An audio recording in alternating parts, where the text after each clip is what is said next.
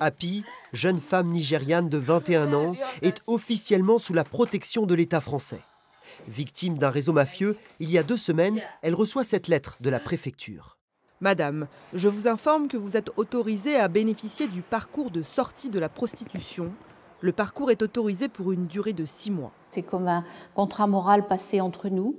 Elles seront aidées, accompagnées par des process administratifs, financiers, mais nous considérons que cette sortie n'est possible que si elles ont une volonté très forte d'avancer, de s'insérer et de sortir de ce monde de la prostitution.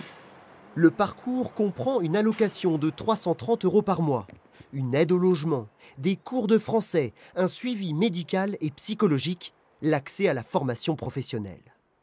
Pour organiser ce dispositif, l'État a choisi et financé le Centre d'information sur le droit des femmes.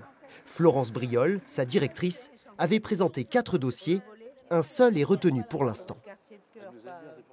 Pour elle, ça veut dire de changer complètement de vie. Alors, elle le désire, mais en même temps, c'est pas facile comme décision et de s'engager par écrit, surtout quand on ne parle pas la langue, dans un pays où on n'a pas été bien accueillis finalement, puisqu'on essaie de les insérer à Poitiers dans une ville où elles ont souffert énormément.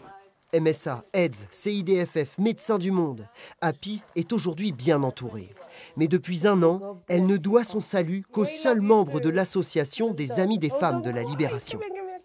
On s'occupe d'une quinzaine de femmes. Elles sont vraiment gravement traumatisées et on a besoin de beaucoup de choses pour les héberger.